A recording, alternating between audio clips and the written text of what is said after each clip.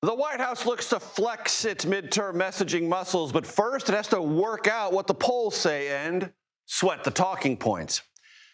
Meta's future will soon be in the hands of a Los Angeles jury. Mark Zuckerberg testifies today. The question, are Meta's apps by design addictive and harmful to children? You know we love history here. Colleen Shogun, the U.S. archivist fired by President Trump, joins us here to discuss her new project on American leaders and our democracy.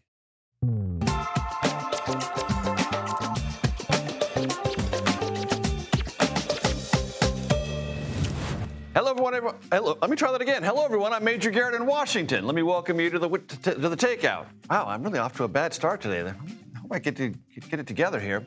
Here we go. We're going to start. The White House knows it's in political hot water. The president's average approval rating is in the very low 40s. By some measurements, he is less popular than Joe Biden was at this stage of his presidency. Trump is also less popular than he was, that is to say, Trump, at this stage of his first term. To extend the metaphor a bit, possibly ridiculously, that means the president is underwater and in hot water. Even so, the White House believes economic indicators are trending in positive directions. Inflation down, wages up.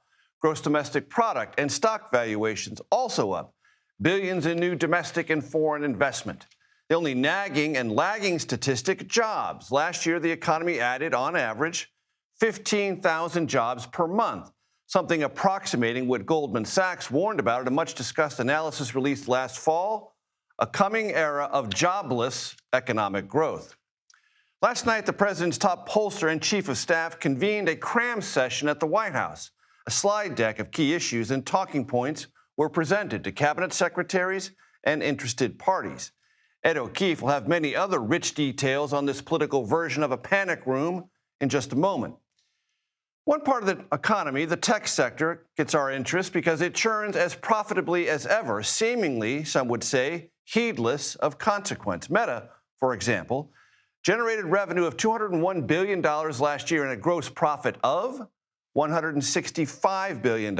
Its profits last year rose 22%. The year before, Meta's profits rose by 23%. But at what cost? A jury in Los Angeles is hearing testimony on that very subject. The question, do Meta products, specifically Instagram and WhatsApp, addict children in harmful ways? More to the point, did Meta, in its thirst for profit, ignore internal warnings and data pointing to the addictive nature, especially for teens and preteens, of features like infinite scroll, autoplay, like, beauty filters, and push notifications? Testimony already suggests the answer to that question is yes. Meta CEO Mark Zuckerberg testifies today in a defective product suit brought by a woman known only as KGM. KGM does not want her identity revealed. She sued Meta, Google, TikTok, and Snap, alleging the companies, much like tobacco companies of a different era, created addictive and harmful products specifically marketed to and built for teens. TikTok and Snap settled before trial. Our Carter Evans was at the courthouse for Zuckerberg's testimony in a case that may alter the future of big tech products and profitability. But we begin, as promised, with Ed O'Keefe at the White House. Ed, tell us about the big meeting last night and the midterms ahead, and what, if anything, was discussed about the next big event on the president's calendar, State of the Union next week. That's right. Well, look, it is customary for administrations at the beginning of even-numbered years and ahead of the State of the Union to gather together the cabinet secretaries and other prominent officials to start talking about what the game plan is for the midterms. And in essence, this White House is telling cabinet secretaries and others, we got to focus on the economy. We have to focus on the fact that the president is pushing to lower drug prices and is dealing with the price of things in other ways through the policies that you, as cabinet secretaries or other officials, are pushing. So keep in mind, we're going to need you to do some extracurricular private political travel at times. Find ways to use your official travel to benefit House or Senate Republicans or Republican gubernatorial candidates. And we have to stay on message. Susie Wiles and other senior officials told these other cabinet and other surrogates across the administration, no matter what the president himself may be doing or saying on a given day. So that's sort of the traditional way the White House prepares for midterms, where their guy isn't on the ballot officially, but rhetorically, certainly he'll be mentioned and he'll be on the mind of voters. And as it was reported, Ed, the suggestion was these talking points are not advisory. We want you to use them and use them only. And if I understand the reporting that we've put together correctly, one interesting thing that Tony Fabrizio, the president's top pollster, indicated was, though there is success on securing the southern border, according to his most recent polling data, that is not as salient to voters in this midterm as the White House might reasonably have hoped for. And as much as the president would like to crow about it, because he does on a daily basis, if not several times a day, either in his speeches, his appearances, or his social media. But yeah, that one has slid away as a concern, in part because, as the government data shows, there are not people crossing the border illegally, it's not the U.S.-Mexico border, in the numbers they were before. But polling has consistently shown, since the final years of the Biden administration through this now first year of the Trump 2.0, the cost of things, inflation, focusing on the economy, of top-of-mind concern to voters. They don't want to see him focused as much on things like foreign policy, tariffs, or other things that could potentially distract from pushing prices down. As hard as that can be for any president to do, since they don't control economic forces. I know we would be talking in a preview status, but any insight into the State of the Union? Not yet. They actually promised that there will be more information about that in the coming days. We may get a taste of it tomorrow as he's on the road, or perhaps through the weekend, either in his own appearances or those by other officials. But look, Republicans are going to want to hear, sitting in that chamber, are going to want to hear him talking about the economy, to some extent talking about his foreign policy wins. But voters certainly want to hear about plans to drive down inflation and dollars and cents issues. And because they're hearing about it back home. They don't like these distractions that he can create for himself, which is why the edict has gone down that everybody else needs to stay on message no matter what he may be doing. Topic to watch, let's State of the Union, housing, I suspect. Ed O'Keefe, thank you very much from the North Lawn of the White House. Among others. Now to the search for Nancy Guthrie. The Pima County Sheriff says he believes Nancy Guthrie is being held close to her home. Here is more of what he told our partners at the BBC. I could sit here and tell you, boy, we'll never solve this case. And then the next day we solve it. Here's one that I go, man, I wish we could solve it in the next 10 minutes. It may be the next 10 days, the next 10 months, or worse. Wow, the next 10 months or worse. Andres Gutierrez, as he has been for so many days, faithfully at his post in Tucson. What's the latest? Major, there have been no huge developments here on day 18 of the search. However, we are getting some of the nuances in this very complex investigation. This afternoon, the Pima County Sheriff's Department says that the only video that we have seen that the FBI shared with us of that man at Nancy Guthrie's front door is the only usable and video that the engineers over at Google have been able to recover. There are additional cameras here from her property. One we saw getting plucked from the rooftop by FBI agents on Friday the 6th. They are still working to try to see if there's any usable video. They are hopeful that the very smart engineers over at Google will be able to help them do that and extract video that they can share with the public and hopefully help them churn up additional leads. They have not ruled out that the person that you saw in that doorbell video didn't work without an accomplice. So they believe that this person may have also had a second individual who ended up snatching Nancy in the middle of the night. Another big name that law enforcement are working with is Walmart. They are trying to identify the man in that video by what he had. We know that the backpack, that black Ozark Trail hiker backpack, is sold exclusively at the retail giant. Authorities say that the company has turned over purchase records with names, and so detectives are right now cross-referencing dates, stores, and transactions. FBI agents are also visiting local gun stores here in Tucson, trying to identify where that guy bought that firearm and that holster that he had close to his groin, not by his side. And a lot of firearms experts saying that it just shows how much of an amateur he was in carrying out this crime. There is also DNA evidence that was found inside Nancy's house that doesn't belong to her or her relatives. And so they're trying to figure out who it does belong to. And perhaps they could eventually enter that into CODIS, the national FBI database, as well as a commercial genealogy database. addresses. But as we've learned over the years, a lot of these genealogy companies have changed their policies, and it makes it tougher for law enforcement to access their database without a subpoena, Major. Andres, one other question. This proximity matter looms very large. The sheriff told the BBC he believes that Nancy Guthrie is being held alive nearby. Of course, Tucson, very close to the Mexico border. There's been lots of speculation. Could she have been secreted across that border, and what implications there might be for law enforcement in that scenario? Well, Major, folks online have dubbed Nancy Guthrie as America's grandma, but they've also, yes, have been speculating whether she could have been snatched and taken across the border. We are, in fact, just an hour and a half away from Nogales. And so we did reach out to authorities in the state of the Mexican state of Sonora. The federal the prosecutor's office there and their public security agency told us that they have not been contacted to assist in this investigation. We also reached out to the country's federal security agency, and they say they have not received a request to assist in this investigation. Here stateside, we have pinged the FBI this afternoon to see what they know, and we are still waiting to hear back from them at this hour, Major. Always with the details. Andres Gutierrez, thank you so very much from Tucson. As we mentioned at the top of the show, Meta CEO Mark Zuckerberg is now in court testifying what could be a very pivotal trial on social media addiction and potential legal remedies. Carter Evans is at the courthouse in Los Angeles and joins us now. Carter, catch us up. So he's on the stand right now, and most of the testimony, at least in the early part of the day, was focused on the age restrictions on Instagram.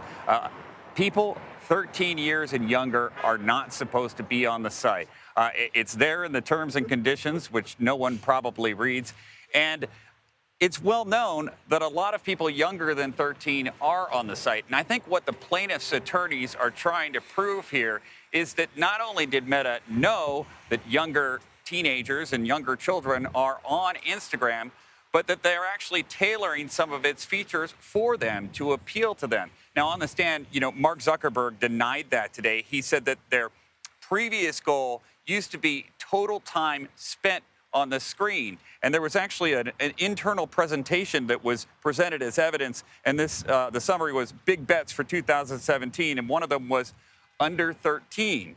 There was also a communication between other two Facebook employees. One says, oh, good, we're going to have younger than 13-year-olds now. The other one says, Zuck has been talking about that for a while. And the guy says, yeah, it was gross the first time he mentioned it. So what they're trying to do is establish a pattern here, again, that not only do they know that younger kids are on these platforms, but that they're actually tailoring it to them and to make them want to use it more. And when people hear about cases brought against tech platforms, they often hear something about Section 230. But as I understand it, the plaintiffs here are not using anything on that grounds, and that Section 230 in the federal code does not necessarily protect these companies because this is a defective product lawsuit trying to find a way around those protections and say, wait a minute, this is a product. It was defectively built with intent, and it has had harm. Do I get that about right?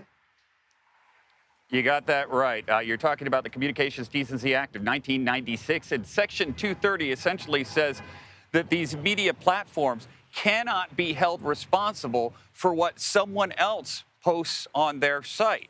So that is what has shielded these companies for years and years and years. But that's not what the argument is here.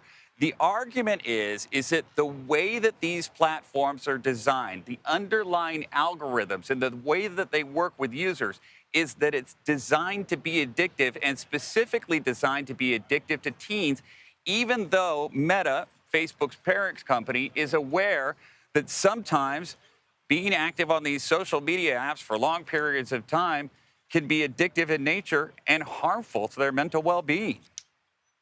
Carter Evans in Los Angeles for us. Thank you very, very much. White House Press Secretary Caroline Leavitt said President Trump prefers a negotiated settlement with Iran, but she also said this at today's briefing.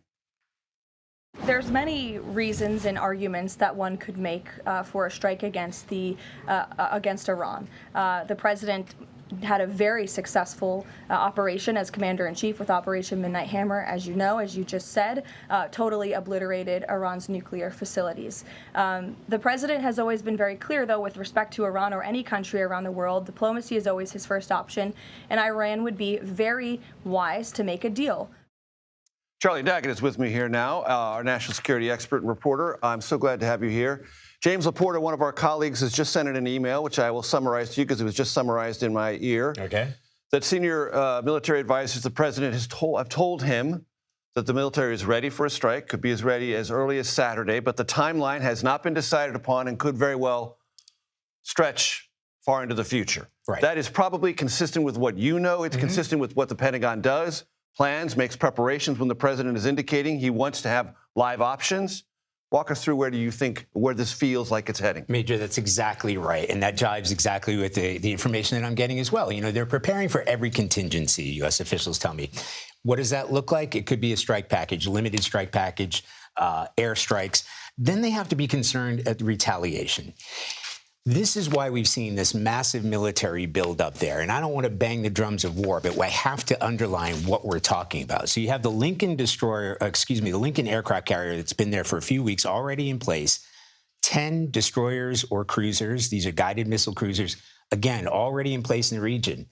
The real tell for me, and James will support this, is the arrival or the potential arrival of the USS Gerald R. Ford. This is really important because that would not have been a decision that was taken lightly. It was already at sea. It had gone from European command to the Caribbean. It was involved, right, with the Maduro capture. Now turned around to go to the Middle East, possibly in a shooting war, kinetic war. So you are looking at a substantial, considerable military buildup. Haven't even mentioned the F-22 fighter jets, the F-35s that are already there, the cargo refuelers, the cargo planes, the aerial refuelers. You're talking about a buildup, again, for every contingency. If the United States were to strike Iran, they have to be prepared for how Iran is going to retaliate. And I want to read to you something that a reporter who's very well read in on the region. Yep. A byline that you follow, a byline that I follow. Barak Ravid for Axios. Mm-hmm. Quote, a U.S. military option in Iran would likely be a massive, weeks-long campaign that would look more like full-fledged war than last month's pinpoint operation in Venezuela, sources say. Yep. Consistent with what you also I can't argue with that. Again, that's what they're preparing for, right? They're preparing for that sort of contingency. And the reason here, Major, if you remember Operation Midnight Hammer back in June, right? That was a limited strike, big strike, using B-2 bombers left from the United States, not even involved, right? The Iranians did attack, and they attacked Al Udeid, our base in Qatar. What they're looking at now is if there is an existential threat to this regime, they're going to press everything. They might go after Israel. They might go after U.S. forces. There are 30 to 40,000 U.S. forces in that region. They have to be prepared for an extended, long-term, drawn-out conflict that we haven't seen with Iran. And that is why they're moving so many of those military assets in there. They're going to be looking at Iran's missile capabilities, which they still have. They'll be looking at Iran's capability to strike in these sort of areas around where the U.S. naval assets are deployed and they're exposed. So they're preparing for a multi-pronged attack if Iran should retaliate, as they are expected to do if the United States launches strikes. And, of course, as we discussed with Sam Vinograd at this table yesterday on the program, this very visible military footprint might be also viewed as a negotiating strategy. Like, we're serious, you better cut a deal. The White House keeps saying cut a deal, or the consequences will be dire. Charlie Daggett, great stuff as always. Thanks you so much. Still to come on the Takeout. Presidents enjoy unchecked power to issue pardons. Some in Congress want to add, well, checks. Maryland Democratic Congressman Johnny Olszewski is one of them. He has a constitutional amendment that would give Congress at least some say. Also, what George W. Bush says he learned and that we could all learn from George Washington, the first in a new series of essays on U.S. presidents and American leadership. Plus, very good news for U.S. slalom megastar Michaela Schifrin. Her gold medal drought is over. We bring you the latest from the Winter Games. The Takeout returns in 90 seconds.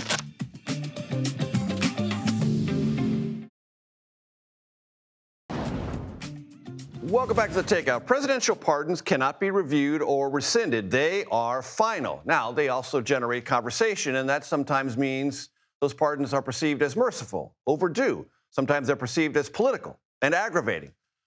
Should Congress play any role in this? That question has really never drawn much attention, but it is drawing attention now. Maryland Democratic Congressman Johnny Olszewski has an idea that's drawn at least one Republican backer in the House. He joins me now. What's the idea? The idea is very simple, that Congress should have some role in what has become absolutely egregious pardons by President Trump. It's not a problem that started under President Trump, but has gotten very out of control. And so it's a Pardon Integrity Act. It says that with 20 members of the House and 5 members of the Senate, we can force a review within 60 days of a presidential pardon. And with 2/3 of a majority of both houses, we can overturn it. This is not a piece of legislation. It's a constitutional amendment, because you'd have to change the Constitution, would you not? Absolutely. And I came to Congress starting my career as an American government and American history teacher. And I never thought in a million years we'd be talking about the need to reform the pardon power, which is absolute, as you pointed out. We've seen Juan Orlando Hernandez, pardoned by President Trump, put 4.5 billion doses of cocaine on the streets of America. We've seen CZ, the crypto con man, who put in over 80% of investment into Trump's cryptocurrency, be pardoned. We saw someone put $2 million into a MAGA PAC be pardoned by President Trump. We've seen NFL players, it's the wealthy, it's the well-connected, who are all getting off while the average person is left behind. I think it's wrong. I'm honored to have Don Bacon, a Republican from Nebraska, join our efforts. So this is a bipartisan issue. Again, hasn't started with Donald Trump, but it has gotten so egregious under his presidency that we have to do something here. And I think this is a reasonable check that we can put forward for Congress and for America. Did you find any of President Biden's pardons galling? You know, look, you can look no further than the pardon of Hunter Biden, who went through the legislative process, who went through the judicial process, was found guilty by a jury of his own peers, just as many of the individuals who stormed the Capitol on January 6th were. We actually saw one of those individuals of the 1,500 that Trump pardoned was found guilty of a child sexual offense recently. So, yeah, this is not just a President Trump problem. It has gotten especially egregious. There's now a pardon shopping industry where those connected to lobbyists close to the president are paying upwards of $1 million for pardons. And so, yeah, this has gotten really bad. I never thought that, again, this would be something I would be talking about as a member of Congress, but here we are. And I think it's really important that we put these guardrails in, not just to stop President Trump and his egregious pardons, but to do so for presidents to come. I don't need to tell you, you're a student of this. Constitutional amendments are very hard work. You need kind of a brush fire to make them happen at the state legislative level. Do you detect the potential for a brush fire? Well, in the hyper-partisan environment that we're living in, having a Republican step forward and say this is the right thing to do alongside what I propose is an important first step. This is a conversation that's really important that we have. I think that the individuals across America who are looking at this and hopefully examining the proposal are saying, you know, look, I can't get a pardon for the most basic of things in my life. Why are the wealthy and well-connected getting away with this? And so I look forward to opening this up now that Representative Bacon and I have put this in, opening it up to our colleagues, Democrats and Republicans alike, to say enough is enough on some of these awful pardons, the Hernandez pardon, the CZ pardon, pardoning the January 6 rioters, again, to go on and commit more crimes. There are places where I think that we can come together as Americans and say enough is enough. And I look forward to having those conversations and starting that brush fire.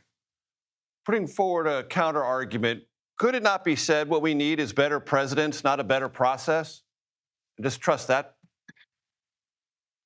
Look, I'll leave that to the voters in terms of who we elect. But what's been made clear is that the abuses of the pardon have gotten worse over time. And I think we are now at a point where it is completely unacceptable what President Trump is doing with his abuses. It's one of the few places in the Constitution where after the adjudication of a court proceeding, there is absolutely no opportunity for intervention by either the judicial or the legislative branch.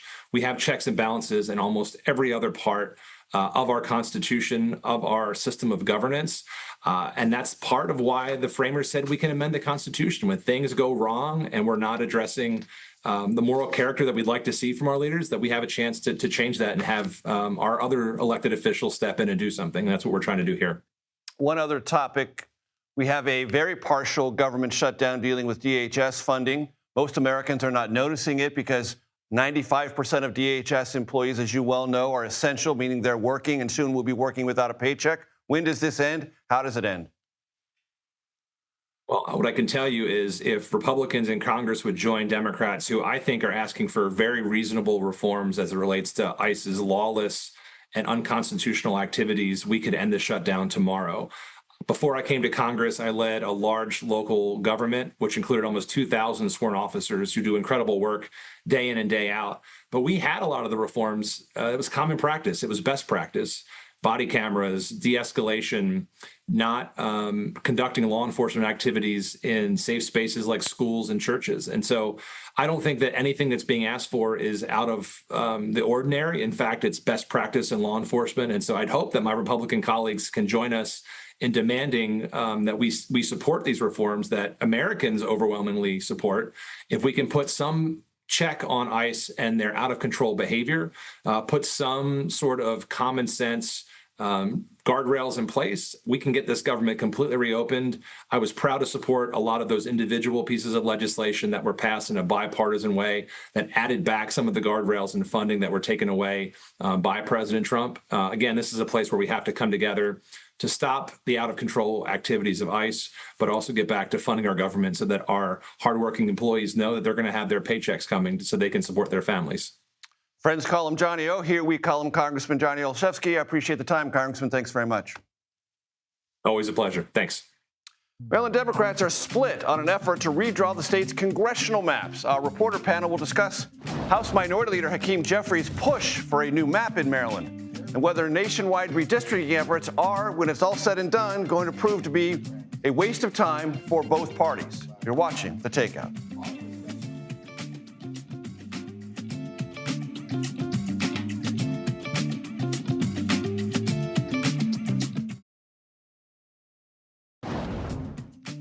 Welcome back. Thanks for hanging out with us. Here is a look at what else we and now you are watching this evening. U.S.-mediated peace talks between Russia and Ukraine ended after only 2 hours today. Ukrainian President Volodymyr Zelensky accused Russia of dragging out negotiations. Russia keeps pushing for territorial concessions, specifically Ukrainian withdrawal from the Donbas region, something Zelensky says neither he nor voters in Ukraine could accept. According to a new report, National Institutes of Health Director Jay Bhattacharya will temporarily take over as acting CDC director. The CDC has not had a Senate-confirmed director since Dr. Susan Minares was fired less than a month into her tenure by Health and Human Services Secretary Robert F. Kennedy Jr. Minares told Congress she was removed because she refused to fire top health officials and approve new vaccine recommendations from Kennedy's hand-picked advisory panel. Bhattacharya will remain in his role at NIH while also leading the CDC. House Minority Leader Hakeem Jeffries is applying pressure to Democrats to redraw Maryland's congressional map, meaning the state legislators there. He met with members of that legislature in Annapolis today and says redistricting is necessary to counter moves set in motion by President Trump. Our perspective is clear. When they go low, we strike back hard, in the best interest of the people of Maryland and in the best interest of the people of the United States of America. Reporter panel time. Julia Manchester covers the White House for The Hill. Mariana Sotomayor, congressional reporter for The Washington Post. Mariana, let me talk to you about that because there's a rhetorical shift there. When they go low, we punch back? Is that the new phraseology now? Michelle Obama, call your office. Yes. Because that's all that it used to be. When they go low, no, we go high, right? Exactly. Not anymore. Nope. Democrats want to strike back, like Jeffries is saying, and that's kind of what's been put in play over the past year. The moment when Trump said, you know what, Texas, please redistrict, Jeffries said, well, we're going to try and find some states where we could do that. And you saw how California followed the lead of Texas. It's a little bit of what we continue to see across the country as well. Virginia positioning itself to redistrict it in favor of Democrats, because it's likely that Florida obviously will redistrict in favor of Republicans. So it's a little bit of a tit for tat, but Democrats might get stuck in Maryland. And the reason why, primary filing deadline's actually on Tuesday. And we see the Senate President, Bill Ferguson, still saying senators do not want to vote in support of redistricting here. And that's why you saw Jeffries go to Maryland, go to Annapolis, meet with these senators. He had a one-on-one with Bill Ferguson, and essentially said, well, if you're saying that senators do not want to vote for this, put up the vote, make it public. So he's making a public pressure campaign in the last final hours, but it does not seem likely that Maryland's going to be able to. And very quickly, there's one Republican House district in Maryland, and what this would mean if it's redrawn is none. Exactly. No. Right. And Harris. This is kind of a Democratic version of what the White House went through in Indiana, where there was Republican resistance to an effort to redistrict to add one seat there. So in the end, this all may be a wash. Exactly. What's on your mind? You know, last night we saw that a number of the president's closest allies met to talk about the midterms. At the White House. At the White House. We are getting into campaign season. We know that the president has started to ramp up his domestic travel. He's going to northern Georgia tomorrow to tour a factory, meet with, constituents there. But Marjorie Taylor Greene's district, where there are like 700 Republicans running to replace her. It's actually, I think, 17, but might as well be 700. Still a lot, yeah. And it'll be, I think, a big test of his sway with the conservative base. But also, we're already talking about the State of the Union set for next week. And President Trump said earlier today at the White House that he's going to be talking about the economy. And that's what we heard from that meeting last night, that the economy will be front and center for Republicans. The big question, though, is how does President Trump sell the economy when there still are some issues that Americans are feeling with the economy? So I think you're going to continue to see him focus on prices, in particular drug prices. That's something he talks about quite a bit. Access to home ownership, the Trump accounts, savings accounts for young children. So I think you're going to see more and more of that on the campaign trail. What do you think? We just had Johnny Olszewski on the program talking about the shutdown. It persists. Like I said, most Americans are not noticing it, probably won't for several weeks, but it's still a deal. It's still, it's still something that's going on. And, look, I think what makes the shutdown of DHS so interesting and maybe unique is that when Americans go to the airports to fly, TSA. They notice that. So, I don't know if we're going to talk about it in the context of the midterms. I don't know if it necessarily impacts the midterms this far out. However, right now, both sides really dug in. Caroline Leavitt saying today that President Trump isn't in contact with any Democrats on Capitol Hill. His team is, but he hasn't had any of those discussions. And she's continuing to blame this on Democrats, saying their counter-proposal they sent last night was essentially unserious. So, Mariana, Texas, James Tallarico, Jasmine Crockett vying for the Democratic nomination in the United States Senate. There was an interview that wasn't, but it was on YouTube on a program on a network. I think it's called CBS. I think his name is Stephen Colbert. There's an FCC involvement. There's lots of, and Tallarico's raised $2.5 million amid the controversy. Yeah, I mean, listen, any candidate would be a fool to not try and use any opportunity to try and fundraise it. And it's amazing how much money he's been able to bring in. Obviously, there is a tit for tat there with Brendan Carr, the FCC commissioner, lots already of lawyers blaming Tallarico for fundraising off of this. Who said what? How was it interpreted? Whatever. Yes. But what is fascinating to me about this, quite separate from my parent company, is that had nothing happened, meaning if this had gone on straight as intended, there is no way it would have created the attention, velocity, and possibly fundraising bottom line that is created for Tallarico. No doubt, no question. And now he's, maybe turning into somewhat of a household name. I mean, not only raising his profile in Texas, but across the board. And we have to remember this is happening amid the Texas Republican Senate primary. We had Wesley on this program yesterday. Yes. Ken Paxton, John Cornyn. That is going down to the wire. No Trump endorsement there, which is interesting in its own respect. Very interesting. But that'll be an interesting race because we don't know necessarily who's going to, come out of it. I think there's a real unknown. I would say right now, Ken Paxton seems to have an advantage, but Hunt is a real wild card in this race. And 30 seconds, a State of the Union preview from your vantage point. Well, from Capitol Hill, I mean, you were spot on that Trump needs to talk about the economy. That's what Republicans are dying for. They do not want him to be distracted and start talking about the 2020 election was rigged or going after Democrats. Democrats are a little worried. What if he comes and actually presents a plan on border security, on ICE? There are some Democrats... Of reforms. That try to take some of the sting out of that issue. Yes. So Democrats are holding tight. You've given something for all of us to pay close attention to, and we certainly will. Mariana Sotomayor, Julie Manchester, thank you much. Always great to have some candy. It doesn't eat itself. Perfect. What do we do as a nation? And how do we learn from past leaders, like, say, for example, George Washington? Former President George W. Bush answered that and an essay that kicks off a new series paying tribute to the first U.S. president ahead of America's 250th birthday. We'll speak with the creator of that project about what's come next. You're watching The Takeout.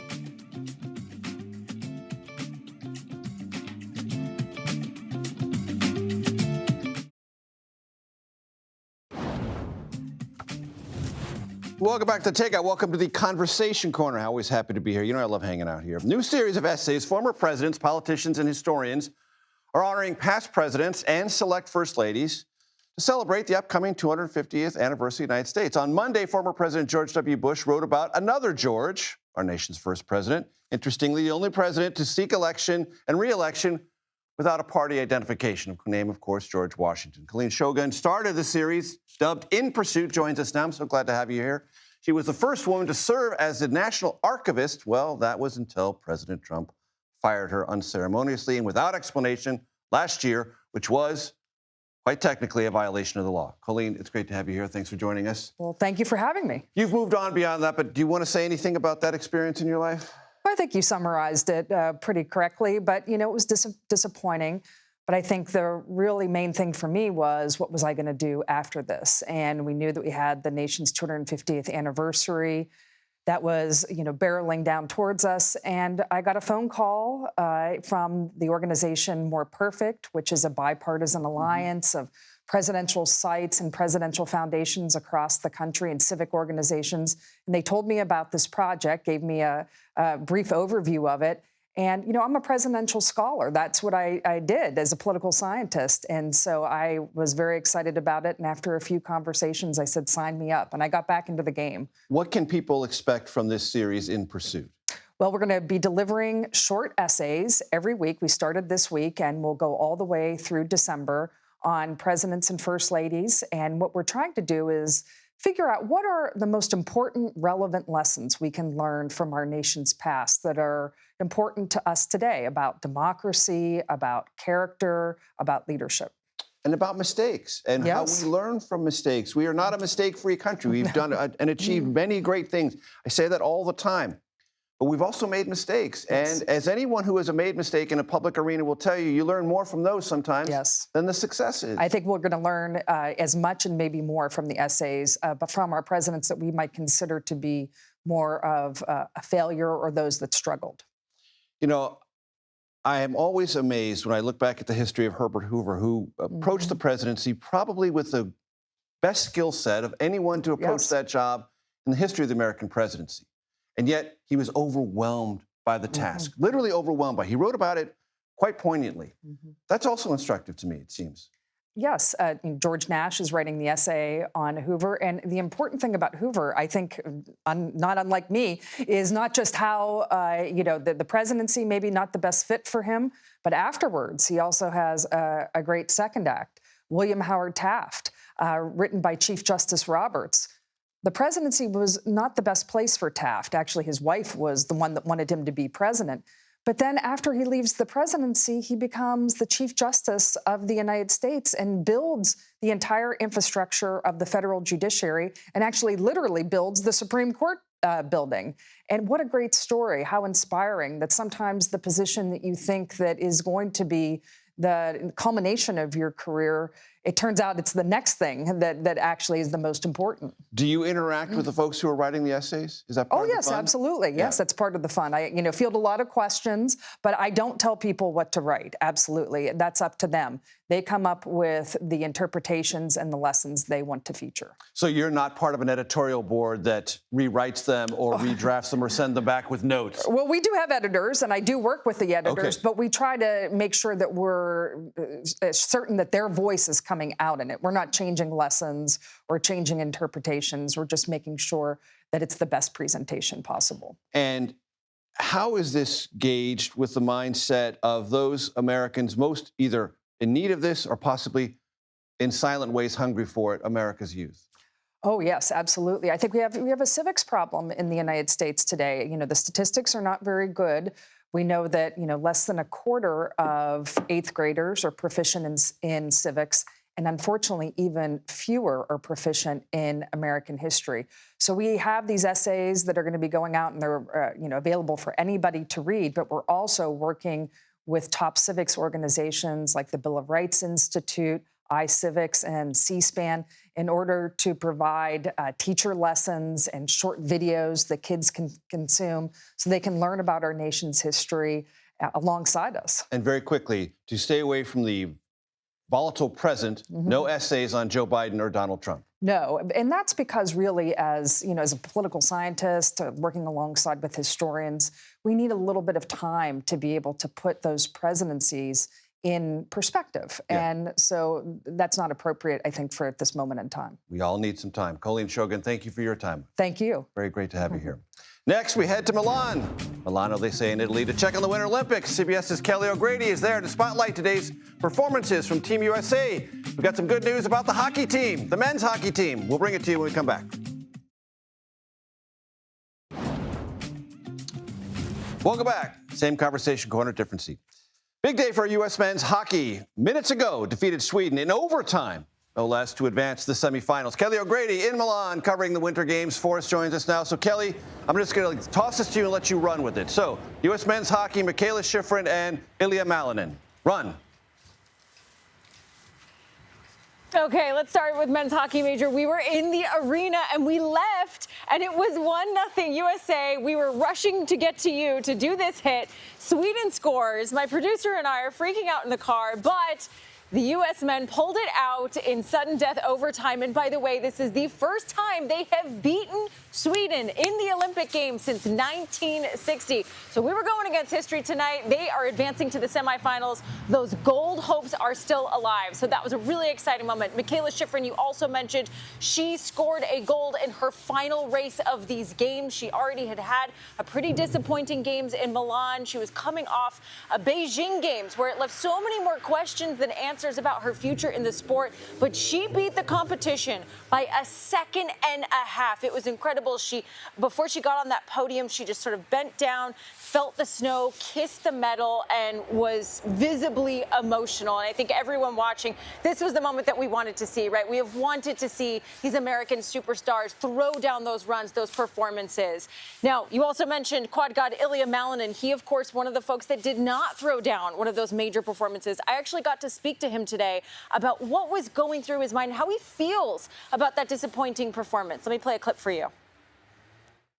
For something like this to happen, I think it really gives people some hope that, oh, I can relate to him because he had, a bad day in his life. So I think a lot of people go through good days and bad days. So I think it was actually more of a way for people to relate and see that, this is truly incredible what we do.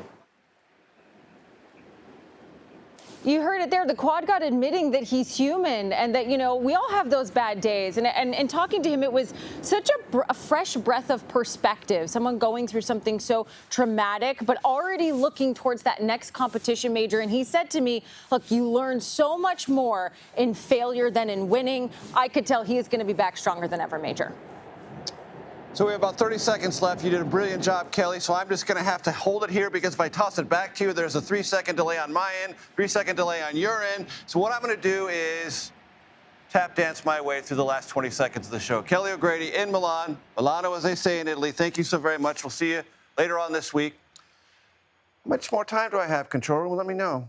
10 seconds. Wow. I think we're okay. I'm just going to pause for a second here, soak it all in. All right. Happy Wednesday, everyone. This is The Takeout. Relentlessly curious, reliably civil, occasionally clever, and 1 or 2 times we tap dance. Daily Report coming up next.